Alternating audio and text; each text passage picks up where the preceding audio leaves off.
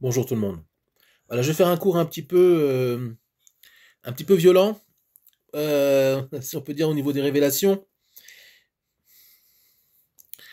Je suis toujours très chagriné, choqué de la naïveté des gens, de façon générale en Israël ou ailleurs, et combien les gens sont manipulés, combien les gens ne connaissent pas les dessous de l'histoire, non pas parce qu'ils sont bêtes, mais parce que tout simplement ils ne se renseignent pas assez.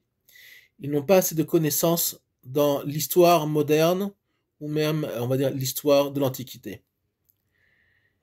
Nous avons signé, bâclé, un accord qui a permis, oui, effectivement, la relâche, Dieu merci, des otages vivants avec les Américains, le Qatar et les Émirats, etc. Mais finalement, vous verrez que cet accord-là est un piège. Est un piège et il y a plusieurs raisons pour ça. Et derrière ce piège-là, sont les Américains, qui ne fonctionnent que suivant leurs intérêts. Et les Américains sont très intelligents parce qu'ils savent donner, mais surtout demander après. D'abord, il faut comprendre que cet accord-là, même si effectivement nous avons reçu les otages vivants, et Dieu merci, c'est extraordinaire, et merci aussi au Maître du Monde avant tout, qu'il a permis que ça se déroule, pour eux, pour leur famille, pour nous, pour la vérité, pour la morale, même si on a libéré beaucoup d'assassins malheureusement, mais on les aura. À un moment donné de l'histoire, on les aura. C'est moins grave, je suis moins inquiet pour ça. Ce qui m'inquiète plus, même si on n'a pas à s'inquiéter, puisque tout est un plan divin et tout est dans les mains du Maître du Monde. Mais pour le moment, nous apercevons que les Américains finalement n'ont pas changé. Les Américains ont toujours été un vrai faux ami des Israéliens, mais pas que des Israéliens, des Afghans, des Vietnamiens, à qui ils ont planté des couteaux dans le dos à chaque fois. Et je vais vous expliquer pourquoi et qu'est-ce qui se passe. Il faut savoir que depuis qu'on a signé cet accord-là, le Hamas, tout de suite, très rapidement, n'a pas respecté les accords.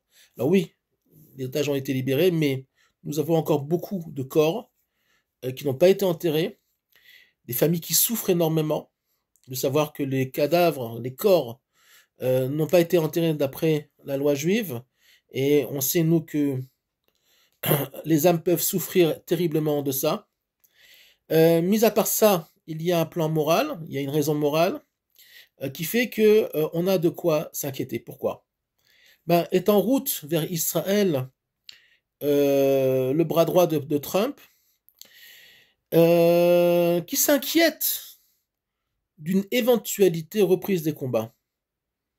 Quand on est un ami d'Israël, quand on est un ami tout court, on laisse son ami gagner la guerre, s'il peut. C'est pas la première fois que les États-Unis nous empêchent de gagner la guerre et de faire le travail jusqu'au bout. Lors de la guerre de Kippour, les Américains ont arrêté la guerre. Sharon était prêt à rentrer jusqu'au Caire. Les Égyptiens ont commencé à gagner la guerre au début de la guerre de Kippour sur le front égyptien. Et les États-Unis ont eu très peur de ça. Ils ont eu très peur qu'on gagne la guerre. Pourquoi? On a gagné la guerre, mais pas jusqu'au bout. Pourquoi? Eh bien, le jeu des Américains est très simple. L'Amérique, comme à l'époque Rome, la Rome antique, les Grecs, les Égyptiens, tous les grands empires du monde, quand ils ont des vassaux, à savoir des pays amis, des pays à qui ils ont des contrats de collaboration militaire ou autre, ils ne laissent jamais un de ses alliés complètement avoir la main haute et gagner une guerre. Pourquoi? D'abord, c'est diviser pour mieux régner. Ils gardent toujours, ils préservent toujours, d'abord pour plusieurs raisons, et je vais vous expliquer lesquelles, on va dire une situation de tension, de brouillard, de tohu-vohu, tout simplement pour que, d'abord, on puisse continuer à vendre des armes, puisque la machine de guerre, l'industrie américaine doit travailler, elle doit vendre des armes. Okay, il faut savoir que le complexe militaro-industriel américain est le lobby le plus fort aux États-Unis, beaucoup plus puissant que Trump lui-même. Si vous croyez que Trump prend les décisions seul, vous vous trompez. Il y a beaucoup de très gros lobbies derrière, la CIA, l'industrie militaire, l'industrie pharmaceutique, etc. On l'avait avec le Covid à l'époque. Business oblige. On s'en fout des vies humaines, on s'en fout de la morale, on s'en fout de la vérité. Le principal, c'est l'argent. On peut le comprendre d'une certaine façon, mais d'une autre, il y a quand même une morale qui doit s'habiller aussi même sur le fait de gagner de l'argent. On ne peut pas gagner de l'argent n'importe comment. Même si on vit dans un monde de loups et de requins, il y a quand même un minimum de morale à préserver, ce qui n'est pas le cas avec les Américains. Et après, je vais vous raconter une histoire. Donc, les Américains préservent toujours une situation où il y a un gagnant, mais pas 100%. Pourquoi? Parce que si un des vassaux ou des amis des États-Unis a le haut de la main, ça peut risquer pour eux d'abord de perturber leur relation avec eux. Leur relation de « c'est moi le boss, tu m'écoutes et tu fais ce que je te dis ». C'est exactement ce qui se passe avec Trump et Netanyahou. Ne soyez pas naïfs par rapport à ce qui s'est passé à la Knesset. On a vu Trump arriver comme un grand roi et tout le monde lui a passé de la pommade. Il a passé de la pommade à Netanyahou. Ah, Netanyahou, he is the leader, blablabla, blablabla, blablabla. C'est une technique de base, ok, pour et hypocrite pour gonfler. Sauf que Netanyahou est très intelligent pour gonfler les autres et pour les noyer finalement dans mais ça marche pas avec Netanyahou, pour les noyer, on va dire, dans une euphorie générale et un petit peu oublier avec qui on a affaire. L'Amérique ne veut pas qu'on gagne cette guerre-là, ne l'a jamais voulu. Pourquoi? Parce que c'est comme l'Iran. Regardez, on n'a pas terminé le travail encore en Iran. Les Iraniens continuent d'enrichir de l'uranium. Alors c'est vrai qu'ils ont pris un grand coup sur la figure. Un énorme coup. Ils ont vu que finalement, Israël pouvait être très dangereux si ils allaient trop loin. Mais malgré tout, l'Iran est toujours là. Le régime des mollahs est toujours là. La population iranienne continue de souffrir de ce régime islamo-fasciste. Et c'est pas pour rien que les États-Unis n'ont pas laissé Israël et eux-mêmes n'ont pas, pour le moment, détruit et supprimé ce régime totalitaire et mis un régime plus démocratique. Pourquoi? Ils veulent préserver une tension au Moyen-Orient. C'est dans leur intérêt.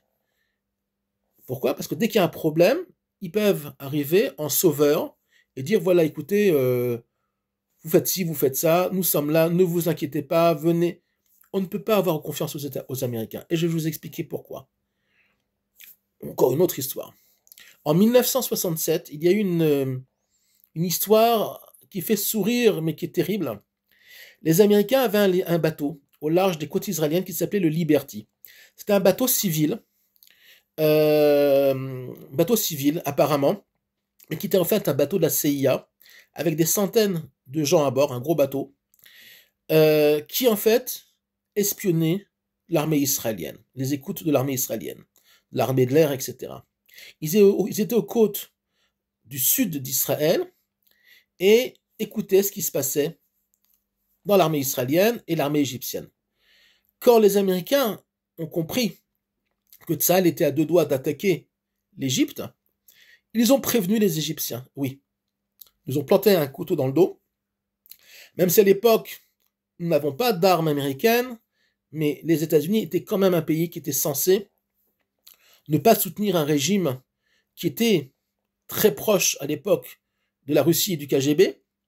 Donc on parle à l'époque de Nasser, et ils auraient dû au moins être neutres, ce qui n'a pas été le cas. Ça n'a pas aidé, puisque nous avons attaqué l'armée égyptienne avant qu'elle nous attaque, parce qu'elle était prête à envahir. Ils avaient prévu de tuer tout le monde jusqu'à Tel Aviv et Haïfa. Ils le disaient dans les radios, ils criaient dans les radios qu'on va tuer tous les juifs, on va faire une show en Eretz Israël. Donc finalement, Israël a devancé, a attaqué l'Égypte, on connaît la guerre des 6 jours. Et c'est un miracle qu'on l'ait fait. Tsahal a attaqué ce bateau Liberté et a coulé le bateau avec tous les agents de la CIA à l'intérieur. Alors ça a été déclaré que ça a été une erreur de l'armée israélienne, puisque c'est un bateau apparemment qui n'était pas vraiment identifié, mais ce n'était pas une erreur du tout. Les Israéliens savaient très bien ce qu'ils faisaient, et ils ont montré aux États-Unis que même les États-Unis avaient leurs limites, et que tous États-Unis qu'ils étaient, ils ne pouvaient pas non plus nous planter un couteau dans le dos impunément. Donc le bateau a coulé, ils sont tous morts, et c'est très amusant, si on peut dire comme ça, les Américains n'ont rien dit. Pourquoi? Parce que s'ils avaient dit quelque chose, ils auraient avoué qu'ils espionnaient un de leurs amis alliés au Moyen-Orient. Donc vous voyez qu'à chaque fois, ils jouent ils jouent à chaque fois un jeu double. Et c'est exactement ce qui se passe actuellement. Ne soyez pas naïfs, ne soyez pas dupes. Les Américains ont des plans pour le Moyen-Orient qui ne sont pas forcément des plans qui sont bons pour Israël. La preuve. Ils se mêlent actuellement ils ont peur que Israël explose le contrat qui n'a pas été respecté par le Hamas. D'accord? Actuellement, vous voyez bien que le Hamas est toujours en place, que Trump parle beaucoup, mais finalement, il n'a aucun moyen de pression, ou même il n'enverra jamais aucun soldat américain désarmer le Hamas.